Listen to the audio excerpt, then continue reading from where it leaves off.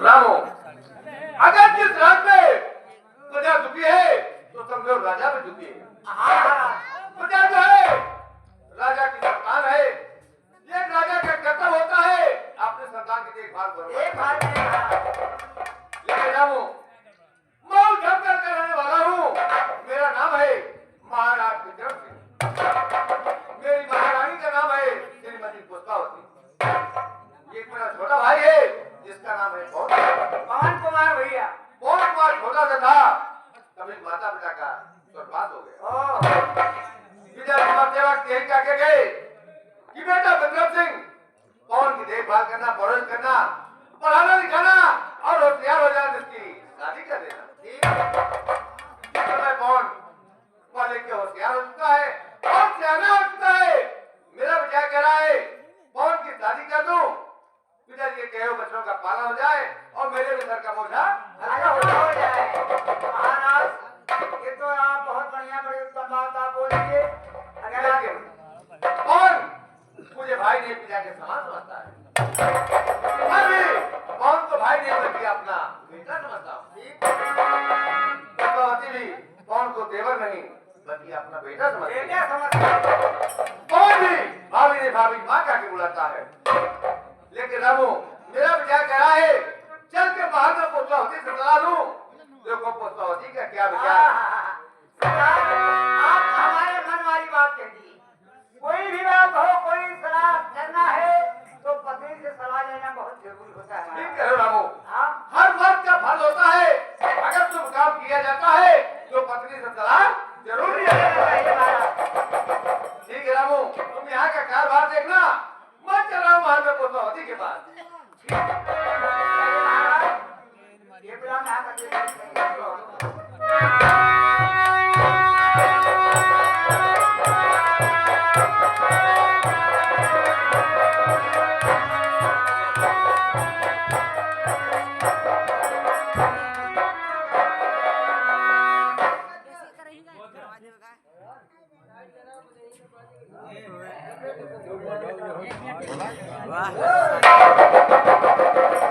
महाराज, आज महान के अंदर गए हैं बड़ी पत्नी से सलाह लेने के लिए। छोटा भाई पवन कुमार का सियाना हो गया है, शादी वो हो चुका है, अपने सर का बोझा हल्का करना चाहते। कोई बात नहीं है। आज देखिए महारानी क्या बताती है, कैसे करती है, महाराज क्या सोचते हैं, छोटे भाई के लिए महारानी देवर के लिए क्या सोचती है। अब तो महल के अंदर महाराज जा रहे हैं, महारानी जाएंगे, देखिए क्या बताती है, क्या करती है।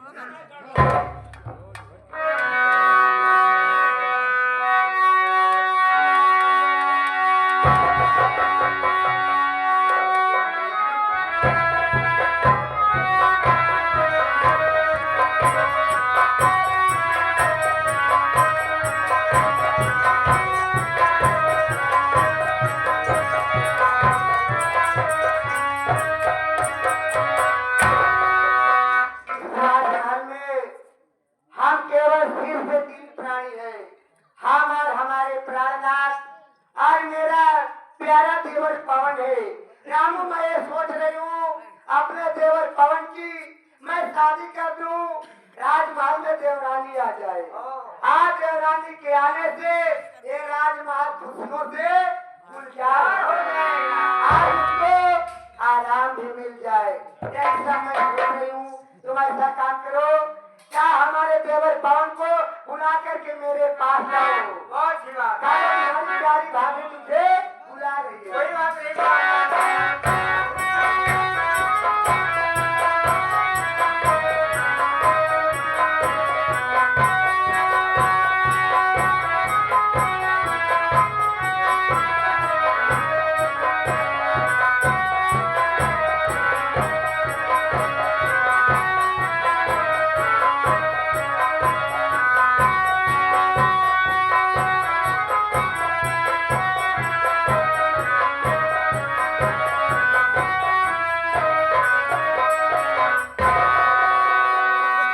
राम भाभी माँ।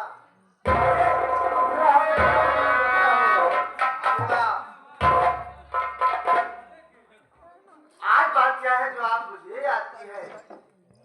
अरे पगले, मैं तुझको खुशखबरी देने के लिए बुलाई हूँ। अरे भाभी माँ, ऐसी कौन सी खुशखबरी है जो कि आप मुझे देना चाहते हैं? अरे पवन देवर, मैं आज ऐसी खुशखबरी सुनाऊंगी, आप सुनेंगे तो बहुत खुश नजर दिखाई देंगे पवन। ना भाभी माँ। ठीक है, मेरी बात सुनिए।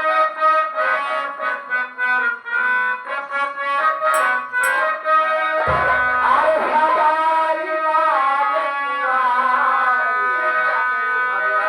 वाले, अरे सगाई वाले रोज यहाँ आते हैं।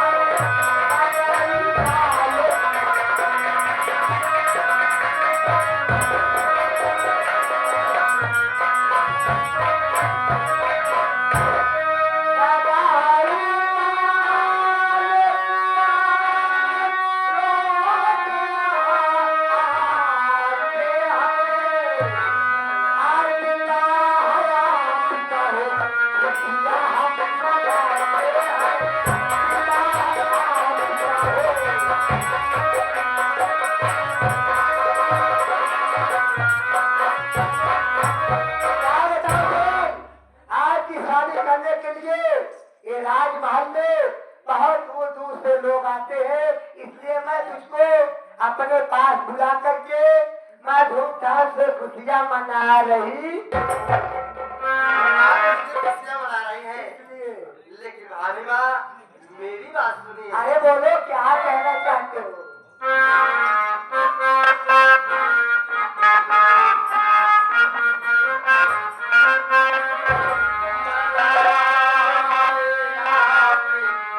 अरे धन हो देवर।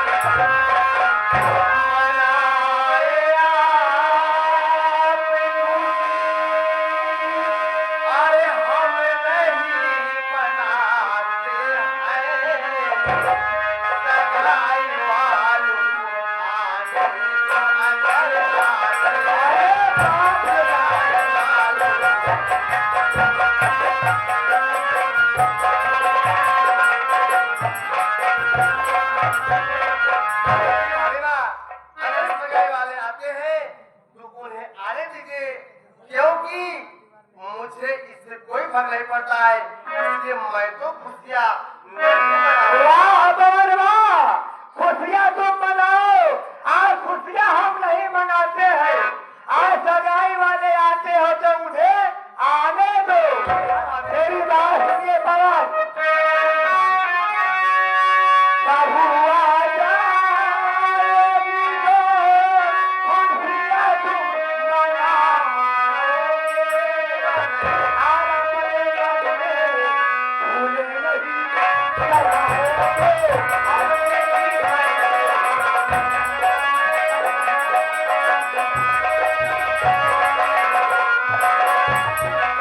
देखो देवर बहू रानी राजमहल में आएगी, आप बहुत खुश होंगे।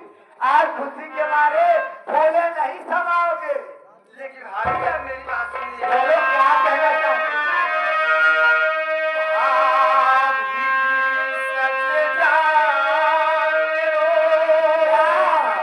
अरे सत्य मैं सुनाऊंगा और साथी अपनी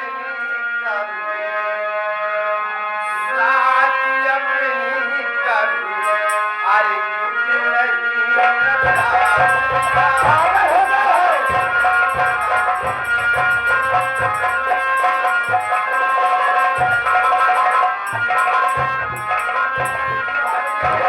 ये आप अच्छी तरह जान लीजिए और समझ लीजिए, मैं अपनी शादी कभी नहीं करूंगा। वाह, तुम पागल हो गए हो।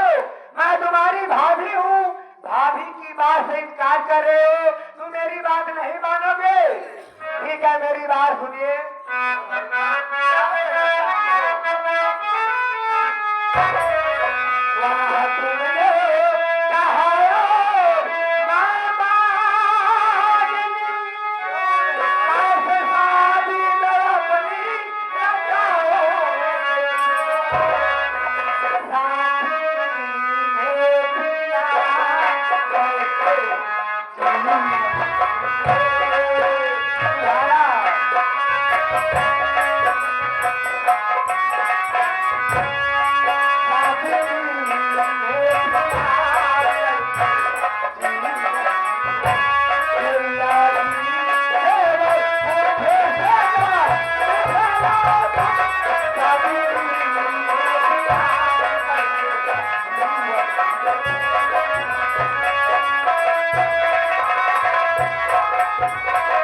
ये बताओ पवन, जब तुम अपनी शादी नहीं करोगे तो तुम्हारा दिन पगले कैसे बीतेगा? देखो, मैं तुम्हारी भाभी माँ हूँ, भाभी माँ से दिल लगी बात मत कीजिए। भाभी जी, आपके कहने का मतलब यह है कि अगर मैं जिंदगी में शादी नहीं करूंगा तो मेरा जीवन कैसे बीतेगा? बोलो कैसे बीतेगा? आप जिसकी चिंता क्यों करती हैं, मैं बतला रहा हूँ, बगैर शादी का मेरा जीवन कैसे बीतेगा? बोलो कैसे?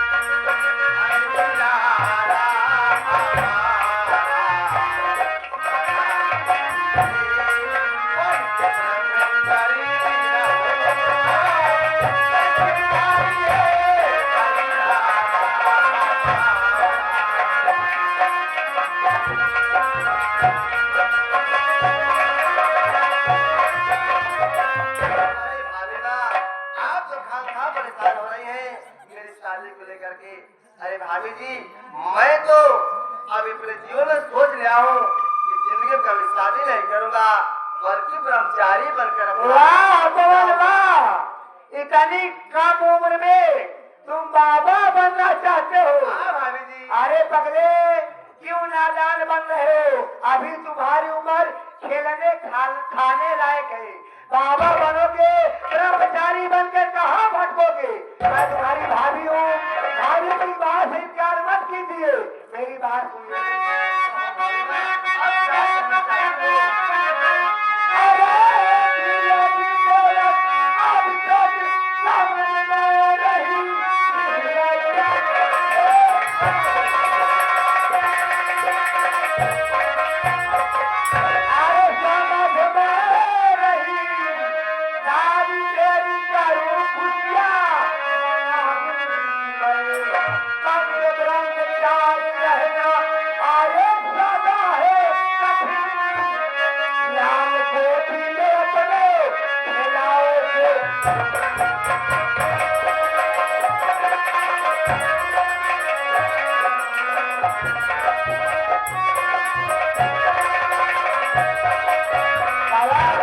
नादान मत बनो, ब्रह्मचारी बनना कोई आसान काम नहीं है, ये बहुत कठिन काम है। देखो तुम्हारी शादी हो जाएगी, देवरानी राजमहल में आएगी, अच्छे ढंग से 1-2 साल रहेगी, उसके बाद प्यारा सा नन्हा सा बोलने बच्चा आएगा।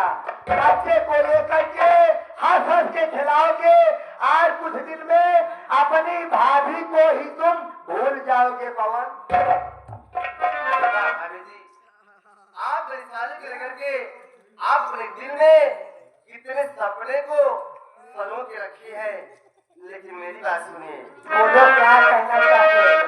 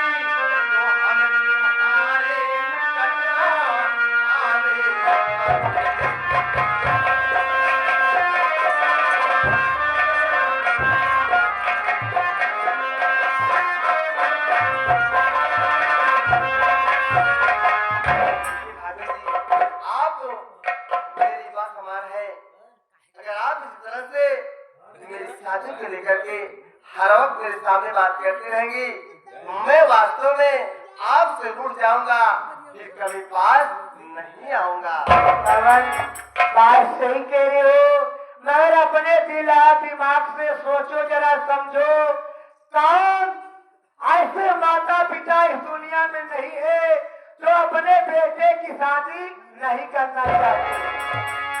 अगर तुम शादी नहीं करोगे, एक आज ये दुनिया बहुत हंसेगे और बहुत भारी मेरी बदनामी होगी। कहेंगे बड़े भाई की शादी हो गई है, आखिर किस कमी किस कारण से छोटे भाई की शादी नहीं हो रही है। क्या बताऊं, मैं देवर की बात सुन करके बहुत चिंतित दुखित उदास हो रही हूँ। क्या बात है भाभी, क्या चिंतित है आप? क्या करूं, देवर की शादी से इनकार कर रहा है। ये बात बताइए भाभी, घर में जैसे बड़े सदस्य कोई माता है, पिता है, बड़े भैया है, बड़े भाभी है, कोई लड़की हो लड़का, वो क्या अपने मुख से कहेगा कि मेरी शादी कर दीजिए? रामू बात सही कह रहे हो, वो अपने मुख से कभी नहीं कह सकता है मैं शादी करूंगा, मगर मैं उनकी भाभी हूँ, मेरा फर्ज बनता है। अगर मैं शादी की बात नहीं करती देवर से, तो अपने दिल में क्या सोचेगा और कहेगा देखो शादी के विषय में मेरे भ्राता जी नहीं कर रहे हैं, कम से कम भाभी माँ को तो बात ही करना चाहिए। ठीक है यार, लेकिन क्या बड़ी भाभी है, माँ के समान तुम्हें समझते हैं, अपना फर्ज आप निभा रहे हैं, छोटे भैया अपना फर्ज निभा रहे हैं। बात सही कह रहे हो। देखो रामू, मैं बहुत ही खुद हो रही हूँ, तुम देखो वफादार नौकर नहीं बल्कि राजमहल का एक सदस्य हो, तुम अपने अच्छे ढंग से मेरे देवर को समझा देना। कोई बात नहीं, चिंता मत करिए, समझा देंगे। मैं चल रही हूँ देवर जी, मैं चल रही हूँ, तो समझ कर बताना, ये शादी तुझको करना ही पड़ेगा। ठीक है, मैं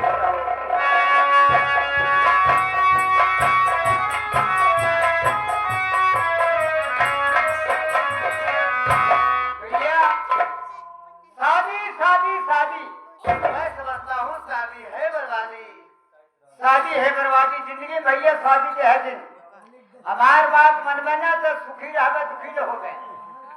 जिंदगी में कभी शादी नहीं करना भैया, भगवान का नाम लेते हुए आप ऐसे रहेंगे तो मालिक ने चाहा तुम्हारी जिंदगी पार हो जाएगी, नहीं मकड़ी की जाल